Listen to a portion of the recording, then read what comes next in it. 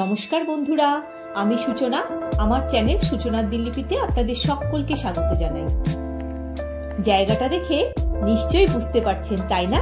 হ্যাঁ, এই সেই পশ্চিমবঙ্গের রাজধানী শহর কলকাতায় অবস্থিত আলিপুর চিড়িয়াখানা বা আলিপুর জুলজিক্যাল গার্ডেন। শীতকালে মন চায় এদিক ওদিক ঘুরে বেড়াতে।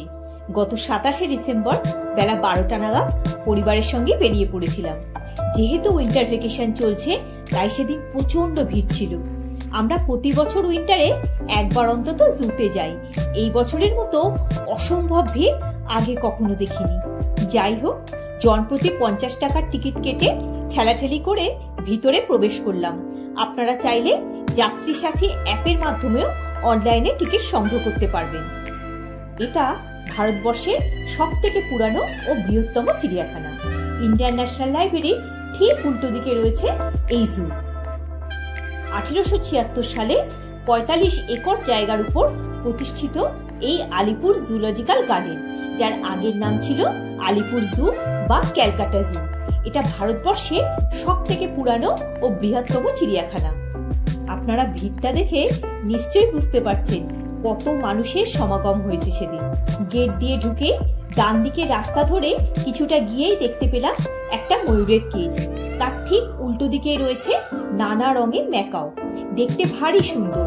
উজ্জ্বল লাল ও সবুজ রঙের সংমিশ্রণে ম্যাকাওগুলো সারিবদ্ধভাবে বসে আছে। ভিড়ের মধ্যে পায়ে পায়ে এগিয়ে চললাম। কিছুটা গিয়েই দেখতে পেলাম একটা জলাশয়, আর সেখানে 3 স্তরের একটা টাওয়ার করা আছে। ওই যে দেখুন, সারি দিয়ে নানান প্রজাতির বক বসে আছে, যেন শীতের মিষ্টি রোদ গায়ে মেখে আলাপচারিতায় ব্যস্ত। দেখুন, বেশ বড় বড় বকগুলো। তবে কি জানেন, জায়গাটা আরো পরিষ্কার পরিচ্ছন্ন হলে ভালো লাগতো। ওই দেখুন, কলকাতার ঐতিহ্যবাহী 5 তারা হোটেল তাজ বেঙ্গল। হোটেলের টপ ফ্লোরের রুমগুলোতে যারা থাকে, তারা রুমের ভেতর থেকেই হয়তো জু পরিদর্শন করতে পারেন। জুয়ের ভেতরে রয়েছে একটা ছোট প্লান্ট সেল সেন্টার। কেউ চাইলে এখান থেকে গাছ, টব ইত্যাদি কিনতে পারেন। আর হাঁটতে হাঁটতে পাশে পেলাম একটা সুন্দর ফুলের বাগান। এবার দেখতে পেলাম দুটো হাতি। হাতি দুটো শেষ কবে স্নান করেছিল বোঝা মুশকিল। মনে হচ্ছিল ওদের বেশ করে জল ঢেলে স্নান করিয়ে দিই।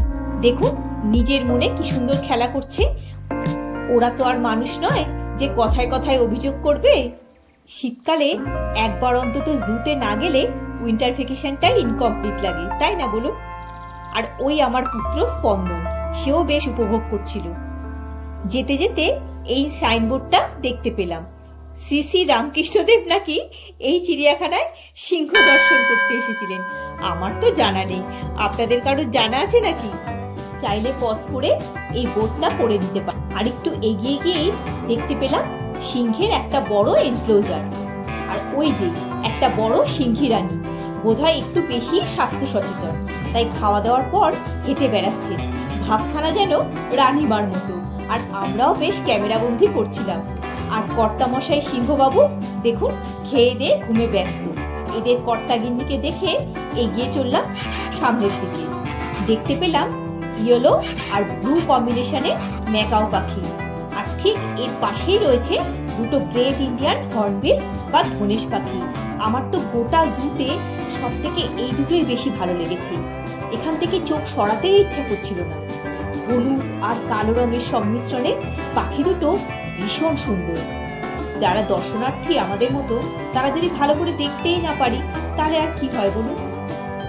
তবে কেজগুলোতে দেখুন, আলোর এতই অভাব, তাই পশু পাখির বেশ কিছু ছবি আমরা তুলতেই পারিনি। আপনাদের বলি, এর আগের একটা ভিডিওতে ইকো পার্কের 6 নম্বর গেটের ঠিক উল্টো দিকে অবস্থিত হরিণালয়, সেটা এখন জুতে কনভার্ট হয়েছে। সেখানেও হিপো দেখিয়েছি বা অন্যান্য অ্যানিমাল ওখানে রয়েছে, সেগুলো আমি দেখিয়েছি। এর থেকে অনেক বেশি হেলদি আর সুন্দর। আপনারা চাইলে ভিডিওটা দেখে নিতে পারেন। এরপর একটা ছোট্ট জলাশয়ে হিপো দেখতে পেলাম। অর্ধেক ডোবা অবস্থায় হিপোটা ছিল। আমাদের দেখে কিছুটা অ্যাক্টিভ হয়ে সুইমিং করতে শুরু করে দিল। হিপোর ঠিক উল্টো দিকে রয়েছে এমু পাখির একটা বড় কেজ, বেশ কয়েকটা রাখা আছে। দেখুন কাণ্ড, বোর্ডে লেখা আছে প্লাস্টিক ফ্রি জোন অথচ চারিদিকে প্লাস্টিক বটল পড়ে আছে। কর্তৃপক্ষের তো দেখা উচিত, আর আমাদেরও অনেক বেশি পরিবেশ সম্পর্কে সচেতন হওয়া উচিত। জানেন, আমি অনেক ছোটবেলা থেকে এই জুতে আসছি, বিয়ের পরও বাদ যায়নি। এই শীতকালে আগে কত পরিযায়ী পাখি এখানে আসতো, কি ভালো লাগতো। ইদানিং আর আসে না। আবহাওয়ার পরিবর্তন ও পরিষ্কার পরিচ্ছন্নতার অভাব হয়তো ওই পাখিদেরও চোখে পড়েছে, তাই ওরাও হয়তো মুখ ঘুরিয়ে নিয়েছে। আরেকটু এগিয়ে গিয়ে চোখে পড়লো ইন্ডিয়ান গ্রে উলফ লেখা এই বোর্ডটা। আশেপাশের অনেকে বলছিল দেখা যাচ্ছে, কিন্তু আমাদের চোখে পড়ে। একটা গোল বা ওয়াইল্ড ডগ বেশ ছুটে বেড়াচ্ছিল, একটু প্রোঅ্যাক্টিভ গোছের আর কি। আর ওই দেখুন একটা হায়না, সে বেটা শুয়ে শুয়ে লেজ নাড়াচ্ছে। আর এবার সেই বিখ্যাত রয়্যাল বেঙ্গল টাইগার, আপনারাই নিজের চোখে দেখুন। আর সকলের বাঘ দেখার উৎসাহটাও দেখুন। পারলে রেলিং টপকে বাঘের সামনেই চলে যায়। তবে এটাও ঠিক, চিড়িয়াখানা এলে বাঘ সিংহ দেখাটা মাস্ট। না দেখতে পেলে মনটা যেন কেমন কেমন করে, তাই না? 3খানা বাঘ এখানে রয়েছে। এই যে দেখছেন, এটা হলো সাদা বাঘ, এ ঘুমাচ্ছে। দেখুন এখানেও লেখা আছে প্লাস্টিক ফ্রি জোন। তা সত্ত্বেও মানুষ কেন যে রাস্তায় এত প্যাকেট ফেলে, প্লাস্টিক ফেলে, আমি বুঝি না। সকলের আরো অনেক বেশি সচেতন হওয়ার দরকার, তবেই পরিবেশ সুন্দর হবে। চিড়িয়াখানার ঠিক মাঝখানে একটা গোল পার্ক রয়েছে। এটা ঠিক বাদিক দিয়ে যদি আমরা এগিয়ে যাই তাহলে জিরাফের এনক্লোজারটা পড়বে। আর এইখানে যেতে গেলে একটা ছোট ব্রিজ পেরিয়ে যেতে হবে। দেখুন ওই জলাশয়টা, কত মাছ রয়েছে। এত বড় জায়গায় জিরাফগুলো বেশ নিজেদের মতো হেঁটে চলে বেড়াচ্ছিল। দাঁড়িয়ে দাঁড়িয়ে উপভোগ করলাম। গোল পার্কটার ডান দিকে রাস্তাটা দিয়ে গেলেই পড়বে গন্ডারের একটা বড় এনক্লোজার। একটা গন্ডার তখন হাঁটতে হাঁটতে কৌতূহলী দৃষ্টিতে এদিক ওদিক দেখছে। হয়তো বলতে চাইছে, তোমরা এবার খাঁচার ভেতর ঢোকো আর আমাদের একটু ছেড়ে দাও, একটু হেঁটে বেড়াই খোলা জায়গায়। এবার দেখলাম লেপার্ড, তিনি তখন লোকজন দেখে ভেলকি দেখাতে শুরু করে দিল। আর এই যে দেখুন একটা জাগুয়ার একেবারে সামনে এসে ঘোরাঘুরি করছিল। জানেন, এত ভিড় দেখে খিদে পেলেও ভেতরে কিছুই খাওয়ার ইচ্ছা হয়নি। এর ঠিক পরে ছিল অ্যানাকন্ডার একটা ছোট এনক্লোজার। এর আগে কয়েকবার গিয়ে আমরা দেখতে পাইনি, এই প্রথমবার দেখতে পেলাম। এরপর রয়েছে নকটার্নাল হাউস। ওই যে দেখুন বড় পেঁচাটা, ওর পেছন দিয়ে যেতে হয়। মনে হচ্ছিল ভিতরটা বুঝে খুব সুন্দর হবে।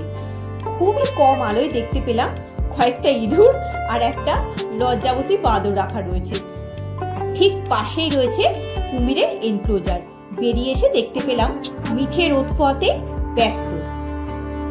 মেন গেটের বাঁদিকেই রয়েছে জেব্রার একটা খোলামেলা এনক্লোজার। 3টে জেব্রা রয়েছে, তবে অতটা হেলদি লাগলো না। শিম্পাঞ্জি ও জেব্রার মেন এনক্লোজার দুটো রেনোভেশনের জন্য বন্ধ আছে। তার একটু পরেই রয়েছে ক্যাঙ্গারুর একটা বেশ বড় এনক্লোজার। এরপর দেখা মিলল হরিণের। বেশ অনেকটা জুড়ে বড় বড় ওপেন স্পেস রয়েছে, আর সেখানে নানান প্রজাতির হরিণ রাখা আছে।